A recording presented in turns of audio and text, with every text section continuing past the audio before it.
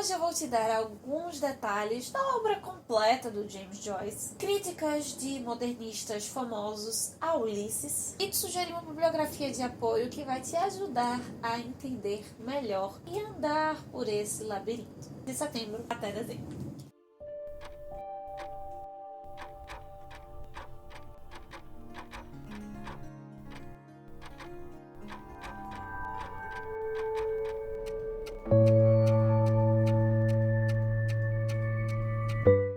O que temos para hoje, Sanches e Dulcineias? Eu sou a Larissa Bertolino. Você está no canal Uma Garota Quixotesca, onde nós tratamos de literatura que evoque do Dom Quixote, um dos pontos do Dom Quixote. É o modernismo e a última jornada de leitura conjunta. Desse ano nós estaremos lendo Ulisses, do James Joyce, o ponto auge do modernismo nos romances, pelo menos. Sexta-feira eu te apresentei essa nova jornada, como vai funcionar, detalhes sobre datas, horários e tudo mais. Eu lá fiquei te devendo, me comprometi com você a conversar hoje, nessa segunda-feira, dar uma introdução sobre alguns aspectos importantes, te sugerir uma boa literatura complementar, já começar a leitura e na semana que vem nos encontrarmos para conversarmos já sobre os 3 primeiros capítulos dessa obra. William Blake, o pioneiro do romantismo britânico, afirmou certa vez que precisava criar o seu próprio sistema ou seria escravizado pelo sistema dos outros. Pensando no romantismo, nessa ideia de inovação que te permite uma criatividade, uma liberdade maior para a forma, os modernistas vão tomar isso muito forte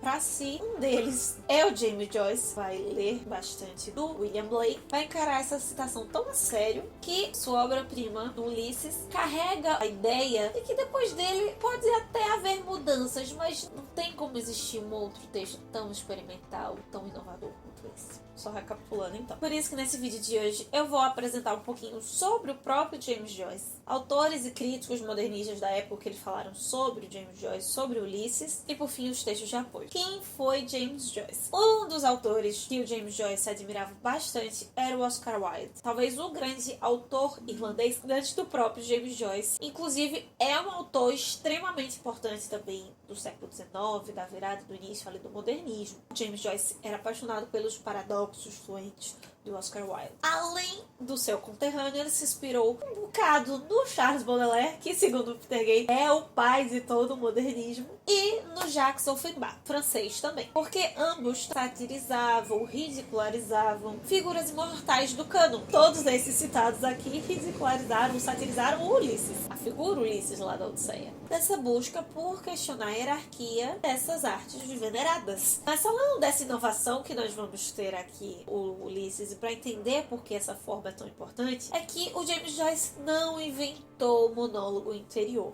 Segundo Peter Gay, o seu criador teria sido Eduardo Jardin. No livro de 1887, Os Loureiros Estão Cortados, ali ele descreve encontros no jardim entre um casal de namorados. Quando eles estão conversando, tem a narrativa, tanto essas reflexões quanto reações a estímulos internos, estímulos externos. E já no próprio do Jardin, esse monólogo interior desenvolveria para um fluxo de consciência. Talvez a gente possa detalhar isso um pouquinho mais para esse vídeo também não ficar longo. No vlog, por exemplo, sugerir autores modernistas de fluxo de consciência, explicar um pouco da diferença entre fluxo de consciência e monólogo interior. E o Joyce aprendeu não só leu, se inspirou do Jardin, como ele dedica o Ulisses para o Eduardo do Jardin. Todos esses autores em comum, né, que trabalham o monólogo interior, a Virginia Woolf, por exemplo, do Quarteto Magnífico, eles são apaixonados pela realidade e tentam elevá-la a uma outra dimensão através do pensamento,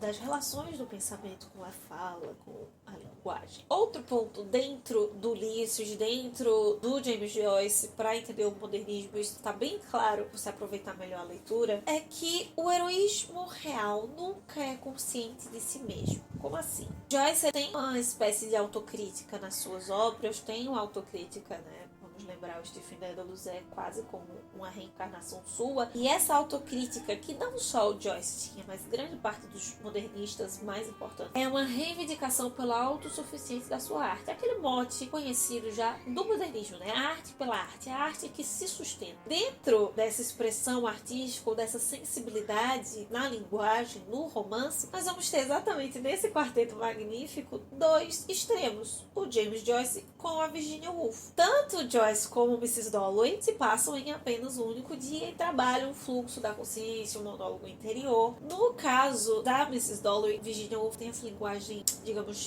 fria, mais objetiva, enquanto o James Joyce, ele é extremamente sensual, sinestésico quase. O Peter vai usar a metáfora dizendo que é como se Ulisses fosse uma rajada de metralhadora do pensamento. Ele é abundante, ele é vasto, ele é eloquente. É o peso da palavra, do excesso da palavra. E falando na própria Virginia Woolf, comentando já sobre os críticos, os comentaristas, os autores que também leram Ulisses, a Virginia Woolf possui algumas reservas enquanto à obscuridade do James Joyce, do Ulisses. Como assim? Ela debateu por anos sobre essa revolução, essa provável revolução do Joyce, porque é algo, como eu mencionei, que ela mesma fazia, mas tinha alguns aspectos ali do Joyce que ela não concordava muito. Para ela, ele teria, assim, percebido e antecipado uma extrema rebelião do caráter humano na arte. Como foi algo que ela fez, ela super apreciava essa introdução do pensamento no texto que ele apresentou. Ela nomeia Ulisses como a consciência indecente de um homem desesperado por respirar e que para isso precisa quebrar as vidraças. E exatamente quando ele quebra essa vidraça que há os pontos magníficos da sua arte. Ao mesmo tempo, para ela é um desperdício de energia. Mas claro, pensando nisso, que a Virginia Woolf era mais comedida, mais contido. E é interessante o Peter comentando sobre essa carta, sobre a citação da Virginia Woolf. Ele meio que a desculpa, dizendo que grande parte dos modernistas não enxergavam o essencial das coisas. Às vezes eles iam criticar a arte, se baseavam muito na técnica, na forma, acabavam se perdendo do mais importante. E fica muito claro isso na Virginia Woolf, por ser algo qual ela partilhava, no qual ela fazia, e ela acaba se desviando disso. Já outro poeta da época, dessa vez o imagista, pensa aí um pouquinho na poesia concreta aqui no Brasil, é tipo isso, mas outros vários aspectos, é o Richard Eddington. Ele defendia que o Joyce podia fazer absolutamente qualquer coisa com as palavras. Ele não usa o termo heresia, né, porque heresia é um termo terrível. O Eddington, na sua crítica, mostra que na verdade o Joyce foi um herege perfeito, tanto na forma quanto no fundo. Ele diz que a obra de Joyce é um tremendo libelo, um folheto difamatório contra a própria humanidade. Diz que em O Retrato de um Artista Quando Jovem, que é uma outra obra em que nós conhecemos o Stephen Dedalus, há um riso cruel, sádico, sarcástico, zombeteiro sobre a humanidade, que ele estende de uma forma diferente no Ulisses, e por isso ele considera que o Joyce estava certo formalmente na sua arte, mas do ponto de vista da humanidade ele estava errado. Obviamente tem o peso da moral, e eu trouxe essa visão do Eddington justamente para nós entendermos o impacto e o peso. Se o Peter Gay vai dizer não só na forma, porque sim, sem sombra de dúvidas, essa é o maior exemplar na forma, mas também no fundo, no conteúdo, aquilo que eram as feridas da sociedade. Um dos maiores hereges nesse sentido aqui era, sim, o James Joyce. Por sua vez, Sylvia Beach, simplesmente a mulher responsável por colocar esse livro em papel e distribuí-lo ao mundo. Foi a primeira editora a lançar Ulisses, ela era amiga pessoal do James Joyce. No primeiro momento, ela distribuiu na primeira edição. Quando foi a segunda e a terceira, grande parte dessas duas edições seguintes foram confiscadas por o livro ser acusado de ser obsceno, assim como Madame Bovary também foi acusado, mas só foi um julgamento, não foi pra tanto. Ela era editora da Shakespeare and Company, livraria em Paris. Ela lançou os 100 primeiros exemplares na primeira edição e depois foi confiscada as duas seguintes. No final das contas, o texto foi publicado só em 1934. Os grandes autores e que importava, que precisava ter lido antes para as inovações, leram. Nesse imbróglio de proíbe, de sai, não vai, das dificuldades de ser amiga pessoal, ela escreveu para o Joyce o seguinte: você é o maior escritor vivo, mas até Ezra Pound, que era um poeta modernista, tem mais juízo que você. Por que eu trouxe isso? São anedotas com comprovações, com cartas, mas para você entender um pouquinho do impacto dessa obra, o que é que nós vamos ver aqui, o que é que nós vamos encarar. Até porque eu não quero fazer vídeos tão longos, falar das minhas impressões e não tá só trazendo questões críticas, que são legais, são importantes, mas realmente retratar a experiência, o impacto do Ulisses sobre mim. No final das contas, vários outros autores, não só esses escritores que eu citei aqui, consideravam, e ainda hoje consideram Ulisses como o romance mais importante do século passado, do século XX. Desse modo, então, quais são os livros que podem te auxiliar, que podem nos auxiliar a entender esse grande gigante de peso? Eu vou dividir em duas formas. A primeira delas são outros textos do próprio Joyce. Dois livros escritos pelo James Joyce. Temos de 1914, publicação, mas ele foi escrito em 1904, Dublinenses, onde o Joyce reúne 15 contos sobre os moradores de Dublin, sobre a cidade de Dublin, o estilo de vida, questões específicas daquele lugar na Irlanda, da capital da Irlanda. Além de serem curtos, serem uma linguagem não tão complexa do que Ulisses, vai nos facilitar muito entendermos um pouco mais da cultura e da cidade. O Retrato de um Artista Quando Jovem, de 1916, que é o primeiro onde o Stephen Dedalus aparece. É o primeiro romance do próprio James Joyce, um romance de formação, né? Apresenta a história, a trajetória do Stephen, que é o alter ego do próprio James Joyce. Não necessariamente, como eu falei, você não precisa de toda forma ler, mas é uma experiência totalmente diferente já conhecendo o personagem anteriormente. Agora, obras que o Joyce escreveu depois de escrever esta belezinha aqui. Queen's Hotel é a última obra de todas. Ele escreve em 1923, mas ela é um texto póstumo. É uma coletânea de fábulas e mitos irlandeses. No Ulisses há muito da mitologia irlandesa, do folclore. Talvez seja texto onde muitas coisas daqui serão esclarecidas. Finnegan's Wake, talvez a segunda obra mais importante, mais reconhecida após Ulisses, que é de 1939. Ele escreve com as suas últimas forças,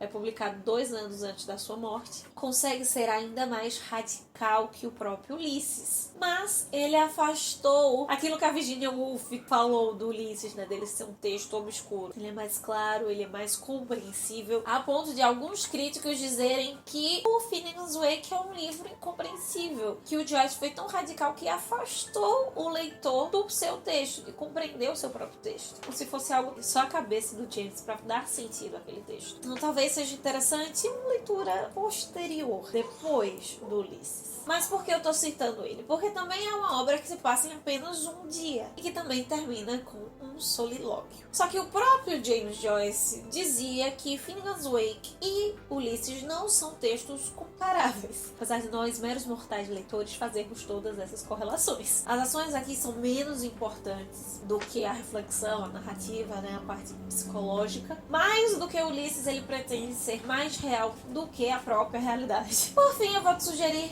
livros escritos por outros autores sobre o Joyce, ou Ulisses especificamente, ou sobre o modernismo. Para se aclarar, já falando do modernismo, eu vou ter que citar de novo o Peter Gay, o Fascínio da Heresia, de Baudelaire a Beckett, mais um pouco. Inclusive, o James Joyce é o segundo ícone dessa turminha, junto com a Virginia Woolf, da lombada desse livro. Um outro livro fundamental é o Lições de Literatura, do Vladimir Nabokov, uma edição de 2015, onde ele trata de vários autores, obras específicas, a grande maioria delas, que são do modernismo ou têm influências modernas. Ele vai tratar do Flaubert, do Proust, do James Joyce, do Franz Kafka, do Henry James. É apenas um capítulo dedicado ao James Joyce, então também é uma leitura rápida que dá para você fazer durante a jornada. Se você lê em inglês, realmente a grande, maravilhosa bibliografia para entender essa obra vai estar em inglês. Primeiro é Dublin, The Age of William Butler Yeats and James Joyce, de 1962, um guia da Dublin do período em que o James Joyce estava escrevendo o Retrato de um Artista Quando Jovem, pensando no Ulisses. Então, se a cidade é um personagem, é um fator importantíssimo nesse livro, nada melhor do que entender a Dublin que o James Joyce vivia, que ele enxergava. Ulysses Annotated, de 1988, teoricamente é também um livro já antigo, mas ainda assim muito atual. É do Don Guilford e do Robert J. Sedman. É um livro de fato de consulta. Tem anotações, como o próprio nome dizia, uma espécie de glossário chaveado, indicando diferentes edições, essas edições polêmicas do Ulisses, para entender essa construção, esse formato, como tem essa infinidade de referências mitológicas, literárias e tudo mais. Um livro interessante. James Joyce's Ulysses A Study, de 1930. Quase ali pertinho da publicação, né? O mais antigo, talvez, aqui. E por que esse livro é tão importante? Porque justamente é o livro do Stuart Gilbert, que foi o cara que simplesmente esquematizou todo o Ulisses. É o autor daquela tabelinha que eu comentei semana passada, na verdade na sexta-feira, né, com vocês, mostrando que cada capítulo é referente a uma hora, um órgão, uma arte, um com, um símbolo, essa tabela aqui. Se o outro é um glossário, esse é um vademecum quase, e vai analisando episódio a episódio em todos os seus detalhes. Realmente o Gilbert conseguiu completar a máxima do Joyce, né? Dedicar toda a sua vida ao estudo de suas obras, à tentativa de compreensão das suas obras. E, por fim, o site, como eu sugeri para vocês, ulyssesjoyce.wordpress.com. Ele é um site elaborado pelo Abdon Franklin Miros Grillo, que se baseia nesse livro do Stuart Gilbert. Tem um link pro livro do Gilbert e muitos outros materiais. É todo um site voltado para essa compreensão detalhada da obra, entender inclusive as referências da Odisseia em cada capítulo, tudo isso disponível e muito mais no site do Franklin. Então é isso, meus queridos cavaleiros andantes. Essas são as nossas sugestões, curiosidades que eu achava interessante que você soubesse antes de começar a leitura, indicações de material de apoio. Mas lembre-se, antes de tudo, essa será uma jornada de leitura conjunta para nós resgatarmos de fato as experiências literárias e não apenas os comentários teóricos. Separe o seu chá, sua xícara, o seu livro, as suas canetas, anotações, post-its e tudo possível para não perder nenhum detalhe, não só do que tá aqui, mas do que se passa na sua cabeça enquanto você lê. Convide seus amigos para participar, com as pessoas que têm medo do Ulisses ou têm medo de ler clássicos, de ler calhamaços, para participar desse desafio conosco. Ele vai ser tranquilo, vamos ter tempo de respirar, de reler se for preciso para compreender a parte de novo. Nos siga lá no Instagram, @garotaquixotesca, para não perder nada, pra gente trocar ideias, fazer enquete também, e que possamos continuar saindo da biblioteca e vendo muito além dos anéis de vento. Vale.